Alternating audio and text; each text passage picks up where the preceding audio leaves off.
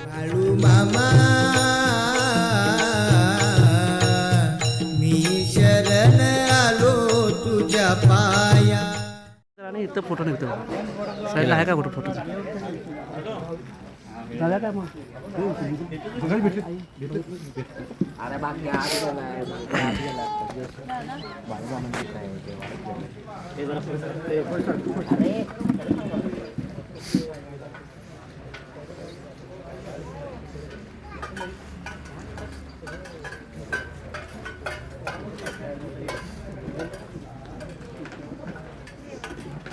तुम्ही दोघांमध्ये कसं काय जेवण तुम्ही दोघांमध्ये सायकल सोबत. हॅलो ऐकते हां येते बोला कुठलं सांगायचं सांगलीस ना गावापर्यंत गावाच नाही सांगलीपर्यंत सांगा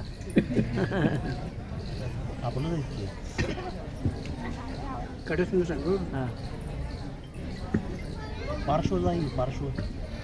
हॅलो जय बाळूमा जय मुळे महाराजा जय पांडुरंगा परमात्मा. काय सांगताय तर मी सांगतो की काय आहे काय मी एकाच्याच गडी होतो. गडी असलेल्यामुळं तिथे एक शेजारी होता रामू मोऱ्या म्हणून. मग रामू मोऱ्या म्हणून शेजारी असल्यानंतर आप्पाची वाडीची यात्रा चालू होती. आप्पाच्या वाडीची यात्रेला त्याने बडवून घेऊन आला. बडवून घेऊन आल्यानंतर मग त्याला शिवा द्यायला लागला. शिव ह्याला आणलास खरं हे तो साधा माणूस नाही. तो काय करते मामा म्हणाला त्याला रांडाचे तुला काय माहिती आहे मला माहिती का तुला माहिती आहे ह्याला गावाला लावून दे जा म्हणाला. असं शिवाजीला मग शिवाजीला त्या आप्पाच्या वाडीतच शिवाजी सुरू केला लावून देता आणि हो ऐकायचा माणूस नाही म्हणून. मग तसंच तिथनं यात्रा करली. मग आम्ही आला बकऱ्या सुरपुरीला बकरी होती दड्डीवर आला दोघं मिळून. मग ते काय सुरुवात झाली मामा गेला कडोली पंढरपूर हे असं करत करत ते आला. मग तिथनं आल्यानंतर रामू मोऱ्या म्हणाला मी सगळं सांभाळून घेतो गबर. अरे तुला सांभाळायचा माणूस न म्हणाला तो. आणि तो काय सांभाळून घेतोस मला सांभाळणार नाही तुला काय सांभाळतोय. तो रांडाचा साधा नाही म्हणाला. काय करतो म्हणून त्यांना असंच झालं. मग राहिलो मी बरेच दिवस राहिलं. मग पिल्ली राख कुठे कोवडी राख असं संपूर्ण सगळं करत आलो. आल्यानंतर कापशी भाग लागला. तिथनं पुढं कापशीचा भाग सगळा झाल्यानंतर औरनाळ सिंदरी असे गावावर आले. तिथे एक तो शेतकरी उठला मी राहिल्याला. माझ्या गड्याला कोण नेला रांडाच्यानी म्हणून. आणि तो मामा मला शिवा द्यायला सुरुवात करल्यावर म्हणाला तो अगोदर गडी होतो त्याच्यात तो माझा गडी नेला कोणी. मग तो मामा माझ्यावर चिडला. अरे तुझ्या प्रसंगी मी शिवा खायला लागलोय. त्याची कमी जास्ती एक ब्राह्मणाचा नंबर बी त्याच्याकडे एक जैनाचा नंबर त्याच्याकडे होता. तो नंबर त्यांच्याकडे असल्यानंतर एक 7 एकराचा होता एक 6 एकराचा होता. तो नंबर त्याच्याकडे पुढल्या वर्षी राहिली गेली तर ती जमीन त्याला पायतानाच हाणीन म्हणाला जमिनीला. आणि खरोखरीच तो किती वर्ष तो रोहित होता त्यातनं निघाना झालता. आणि सटाट सगळं निघलं आणि मला आणि शिवा द्यायला लागला. रांडाच्या तुझ्या प्रसंगीची जमीन गेली म्हणाला त्याचे. तो मला शिवा दिला कर मला राग येताना ती जमीन तुझ्या प्रसंगी ती जमीन सगळी गेली म्हणाला. काय करणार असं करत करत तर मग बकऱ्याकडे हिंडवायला आपला एक लावराचा खांड माझ्याकडे असायचा. मामाचे 1-2-4 खांडवर तो बाजूला घ्यायचा. मला इकत घेतलेला चारा द्यायचा नाही. मी त्याच्या संग भांडण काढणार. ते शेतकरी मला काय देतोय का नाही. मग माझ्या बकऱ्याच्या खांडात माणूस येऊ लावून देणार नाही आणि मला चारा बी इकत देणार नाही. असं करून दोघांचं भांडण लागायचं. तुम्ही असं भांडण लागायला लागल्यावर मग लोक म्हणायचं काय हे देवासंग म्हणतोस तुला काय अक्कल आहे का नाही रे. हो तुम्ही गप बसा म्हणायचं देव आहे आणि मी आहे.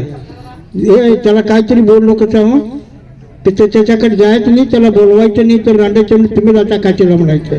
असे मी माणसं बी भरपूर मारलो म्हणजे जीवांशी नव्हा भांडण काढून त्याच्यात दणकं द्यायचं असलं काम केलं आहे. आणि आता एखादी तुमची शेती आहे, एखाद्या त्याला ज्वारी झालं तूर भरपूर, ते वर कापताना विचारायचं भार घातल्याचा गाडी बैला असणार, हे सर्वात चारू काय म्हणून विचारणार मी, हे उचलल्यावर चारा की म्हणणार त्यांनी, ते मी चारणार होतो तो का चारणार रांडेच्या चारणार म्हणून मामा पायथ्यान घेऊन मारा येत होता. म्हणजे बघा मी चारणार होतो तो का चारणार, ती बकरी कोणाची, मामाचीच. तुम्हाला काय वाटेल ह्याची स्वतःची बकरी असेल म्हणतात मामा चावून घेत नसेल, असं दोघांचं म्हणजे कायमचंच भांडण सुरुवात झालं. तो माझ्याकडे माणसं लावून देणार नाही, मी गप राहणार नाही, आणि कुठे चारा कुठे इकत गेला. त्यावेळेला माणसाला हजेरी किती होती, 6 पगार होता. 6 म्हणजे समजते, 6 पगार असलेल्यामुळे त्याला 20-25 हजारचे नुसता हे चारायचं, चारा चारायचा बकऱ्याची, असं तो स्वतः चारायचा. खरं मला आसपास येऊ देत नव्हता. तू कुठेतरी बसल्याला बघायचं, 7-8 माणसं ताटणं असायचे, कुठं बसलाय बघायचं, त्या गड्यातली दणकं जायचं आणि तेवढं फक्त चारून घ्यायचे, पचार व्हायचे. असलं काम माझं होतं. बकऱ्यातली चारा फुरू झाला काय रे, तू येऊन आम्हाला हाकलून तो चारून गेला की का मामा, त्या रंडेच्याला बोलवा, आम्ही का बोलवणार नाही, ते तो बोलवायचं असलं तर तोच बोलवजा, आम्ही नाही म्हणणार त्यांनी. असं करत दिवस निघत निघलं. आणि शेवटी मामा काय म्हणायला लागले, रांडेच्या मी कुठेतरी बाळू धनगर असं म्हणतोच ना, तो मी कोण आहे का नाही, मी तुला ओळखणार नाही, काय मी कोण आहे ते, जगात निशाण लावलेलं तो बघशील का नाही म्हणून सांगितलंय. आता जगात निशाण लागलेलं बघायला लागलोय का नाही, हा आता जगात जगभर सगळं निशाण लावलेलं तू बघशील म्हटलाय. मग आम्ही लिपाणी लोंडून इकडे आलेलो नव्हतो, आम्ही इकडे बारामती काय पुन्हा काय काय काय याचं सगळं फिरलावया. आणि त्यात मी समजूत की लोक आहेत, साहेब आहेत, कोण आहेत, तिथेच येऊन आमच्यापाशी आलं नाहीत म्हणून आता बी रागावच्यात. ते जरा राग जरा कमी करा असं माझं म्हणणं म्हणतोय. मामाला सांगतो मी, तुम्हाला न हसवणूक कसा, तुम्हाला मी काय म्हणाय नाही. मग असं होईच होईच होईच आता ते बरंच फरकटलंय हो. आणि आमची ती मामा संघ होतं म्हणून तुम्ही आमचं कौतुक करू नका कर म्हटलं तर, माझ्याशी तुम्ही कौतुक करायचं नाही, तुमचं आम्ही करायला पाहिजे. का आमचा टापू समोर आम्ही 5 जण भाऊ, माझ्या खायचं बी गेल्यात, माझ्या वरचं बी गेल्यात, आणि मी मधला तर राहिलो नाही. हसू नकोचा. आणि आमचं कौतुक तुम्ही करू नकोचा. का करू नकोचा, अजूनपर्यंत 1000 मूर्त्या बघायला गावतात रोजच्याला मला, त्याला ते मी आनंद आहे. परंतु आमचं कौतुक तुम्ही करू नका. मूर्त्या अजून किती, एका मंत्र्यापक्षी एकटा आमदारापक्षी श्रीमंत आहे मी. रोजच्याला 1000 मूर्त्या ते बघू शकत नाही, कारण मी बघतो या मामाच्या पुण्याने. म्हणून काय करा, आमचं कौतुक करू नका, तुमचं आम्ही कौतुक करताना तुम्ही मान्य करा, हे आमचं म्हणणं आहे.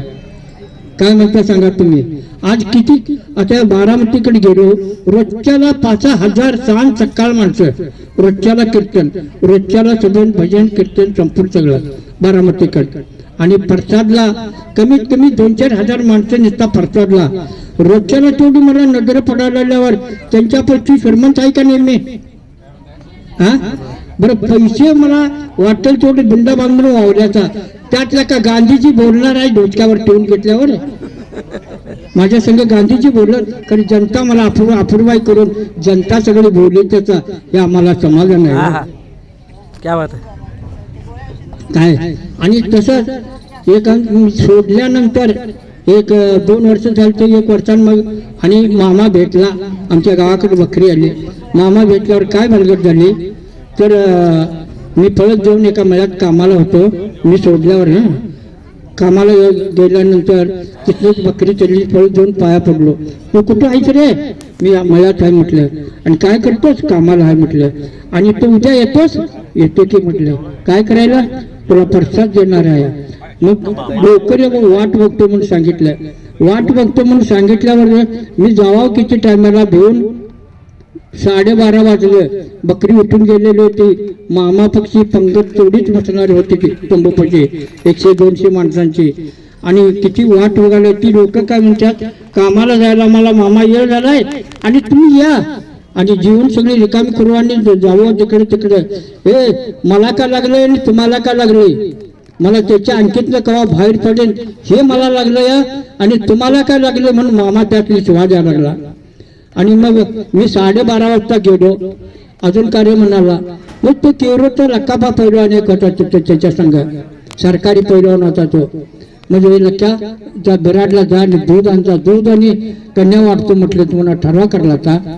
आणि मग तो आल्याशिवाय मी जेवाय बसल्याशिवाय मग पंगत बसू दिला नाही. मग जेवायला वाढलं तो जेव रे म्हणाला. खरं मला छाती नाही कसं घेऊन का हे तुझा शेवटचा प्रसाद म्हटलेला डोळं हुजूर माणसाने बघितलेला मी जाऊन धाडच करीन प्रसाद हे. तो मग शेवट अगदी काय म्हणायला लागला ते प्रसाद. आता तो कवा जेव म्हणतोय आणि काय म्हणतोय ह्या भीतीत तुम्ही म्हणतो. राहावं तर 1.25, जावावं तर 1.25. बरं आता बोलवलाय मामान मी प्रत्यक्ष डोळे वगैरे बघितलो या. अरे तो प्रसाद शेवट आहे म्हणणारा तो 8 रोज मी जगाय नाही आणि ते प्रसाद तो बघितल्यावर मी कसं त्याची होणार.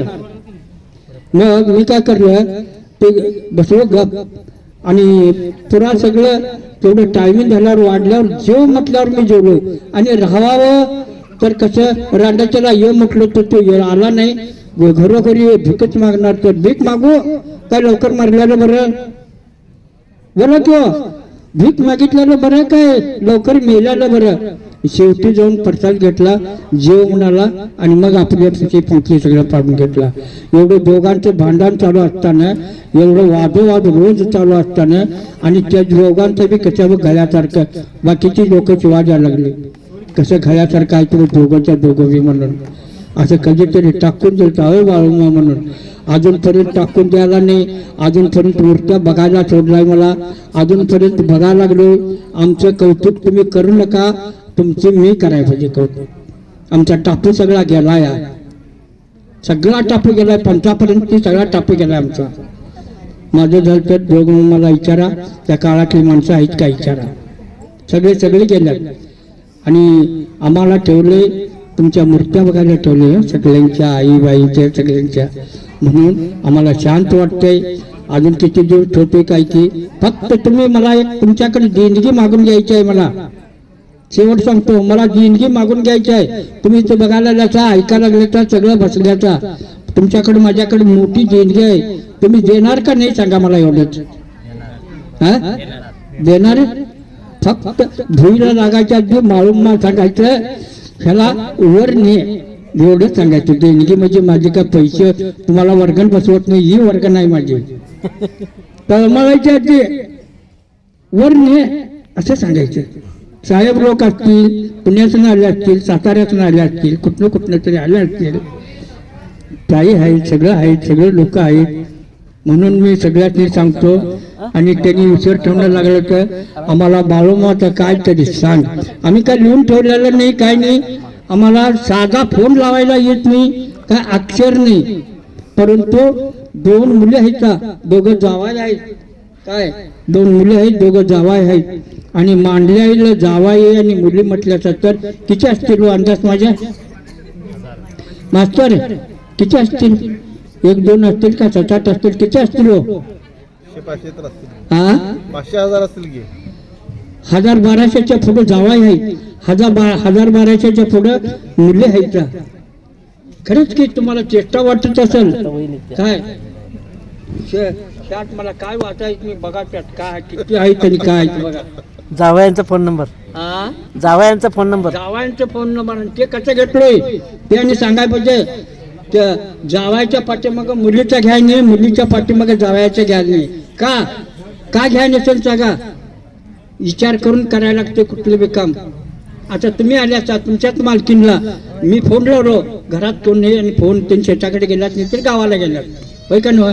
ते लावल्यानंतर अजूनपर्यंत बोलायला दिसतो. कुणा संग बोलले म्हणून माझ्या मुलीला 4 तपराके लावले तर काय येणार आहेत काय हो? बोला की 4 तपराके लावल्या तर येणार आहेत. दोघांच्या संमतीने झालं तर मला इथं फोनवर लिवायचं म्हटलं फोन नंबर आणि कवा बी करा. बरोबर काय म्हणता सांगा तुम्ही. मुलगीला तसं सांगितलं, जावयाला बी तसं सांगितलं. आता कुठल्याही भागाला फोन लावा उचलत्यात 8 एक मुलींनी काय म्हणतात तिथून हे 8 तिथंच राहा आम्ही येता म्हणतात. एक जण काय म्हणतात हे मग आज सुट्टी दिवशी मी घरी असतो फोन करतो म्हणतात. असं लोक बी बोलणार आहे. काय करायचं सांगा. बंद करवा. जय बाळू हरसिद्धनाथ महाराज की जय. मुरली महाराज की जय. आम्ही काय लिहून ठेवला. बोला बोला बाळूमामांच्या नावानं चांग भलं. खरोखर मामांच्या बरोबर अगदी जवळून मामांना अनुभवलेले आणि मामांची सेवा केलेली, मामांच्या बकऱ्यांची सेवा केलेली असे हे सवंगडी. दुधा मामांच्या विषयी मला सांगायला आवडेल की खरोखर त्यांनी म्हणजे मामांची अगदी जवळून सेवा केली, मामांची सेवा केली, मामांच्या बकऱ्यांची सेवा केली, मामांच्यावर भांडले. म्हणजे जी सख्य भक्ती एक असते ती सख्य भक्ती वेगळी आणि ही भक्ती वेगळी. कारण भांडण जे झालं ते फार मोठी गोष्ट होती आणि त्या भांडणानंतर मामाने दिलेला शाप हा सुद्धा फार मोठा होता की मामाने त्यांना शाप दिला की तू असाच एकटाच बोंबलत जाशील, एकटाच राहशील, पण तुला काय कमी पडणार नाही, एकटाच राहशील असं सांगितलं.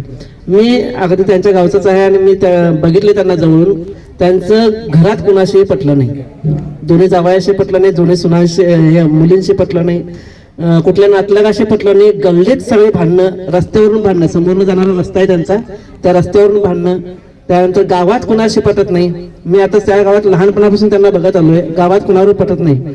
पण जेव्हा त्याने निंगापूर दौरा केला, निंगापूर दौरा करून त्यांनी मामांची सगळी माहिती कन्नड भाषिकांच्या कडून घेऊन जी मराठी लोकांच्यापर्यंत पोहोचवली, पूर्ण निंगापूरपर्यंत जिथं जिथं मामा थांबत होते त्या ठिकाणी जाऊन त्यांनी सगळी माहिती गोळा केली आणि युट्यूबच्या द्वारे पोहोचवली. त्यानंतर मला वाटतंय की खरोखर मामांना उशाप मिळाला असेल असं माझी तरी धारणा आहे. कारण त्यानंतर काय झालं, मामा एकटेच घरात जेवायला पाटलांच्या घरात जात होते, कधी इथं कुणाच्या घरात कधी कुणाच्या घरात. जेवणाची फार मोठी अडचण होती, पाटलांच्या घरात जेवायला जात होते, तिथं सुद्धा जेवण बंद झालं आणि मग कधी आमच्या घरात कधी सावंतांच्या घरात कधी कुणाच्या घरात असं जात होते.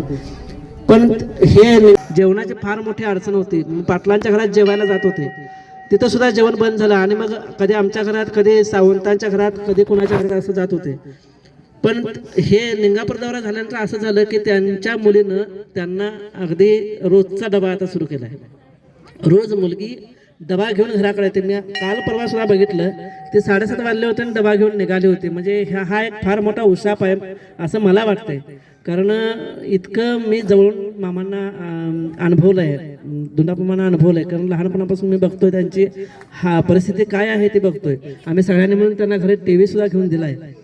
पण एक फार मोठा उशाप मामांच्याकडून त्यांना मिळाला आहे. दुंडामामा आणखीन एक